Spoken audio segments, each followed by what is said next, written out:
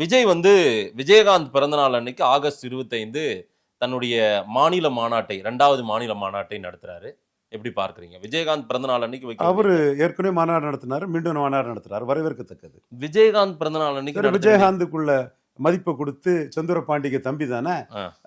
அண்ணன் பிறந்த நாள்ல மாநாடு நடத்துறாரு, வரவேற்கத்தக்கது. அதுல ஏதேனும் ஒரு நுட்பமான அரசியல் இருக்கா? அதான் விஜயகாந்த் வாக்குகளை ஏதேனும் குறிவைக்கிறாரா? வைக்கிறது தப்பு இல்லையா? எதிர்க்கட்சி தலைவர் அளவுக்கு வந்த உயர்ந்த விஜயகாந்த் வாக்குகளை குறிவைக்கிறாரா? தப்பு இல்லையா? அதுல என்ன இருக்கு? இல்ல அது வாய்ப்புகள் அப்படி அதை நோக்கி இருக்கான்றத நான் கேட்கிறேன். அந்த பிறந்த நாள்ல மாநாடு ஆரம்பிச்சா அந்த வாக்கெல்லாம் வந்துருன்னு இருக்கா? ஆ. ஒரு விஜயகாந்துக்கு குட்வில் தனக்கு கிடைக்கட்டும் நினைக்கிறதுல தவறு இல்லை. சோ அதிமுக பாஜக கூட்டணிக்கு பலம் சேர்க்கும் விதத்தில் அண்ணாமலை வேலை செய்ய போறாருன்றீங்களா? இல்ல பிஜேபி பலம் சேர்ப்பதற்காக? பிஜேபிக்கு பலம் சேர்க்கறதுக்கு வேலை செய்ய போறாரு. Okay. 2 ரெட்டலைக்கு ஒரு தாமரை ஆ. பெற்றாகணும், அதற்கான முன்னேற்பாடுகளை அவர் பவர் பொலிட்டிக்ஸ் பண்றாரு. அந்த ஃப்ரீ ஹேண்ட் டெல்லி கொடுப்பாங்களா சார் அவருக்கு? தமிழிசை இருக்கும்போது எல்லாருமே அந்த ஃப்ரீ ஹேண்ட் எடுத்தாங்க, ஓகே. அண்ணாமலை இருக்கும்போது எல்லாருமே அந்த ஃப்ரீ ஹேண்ட் எடுத்தாங்க. ஆ.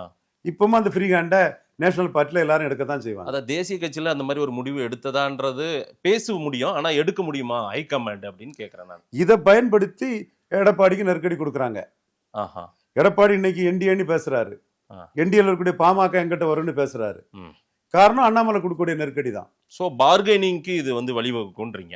எவன் சொன்னாலும் சொல்லலைனாலும் ம். பிஎம்ஓ மூலமா, எங்க ஆர்டி டீம் முயற்சி மூலமா சீமான அண்ணாமலை சிஎம் கேண்டிடேட்டா ப்ரொஜெக்ட் பண்ணிடுவாங்கனால தான் எடப்பாடி பதறிட்டு இந்த என்டிஏக்குள்ள வந்தார்.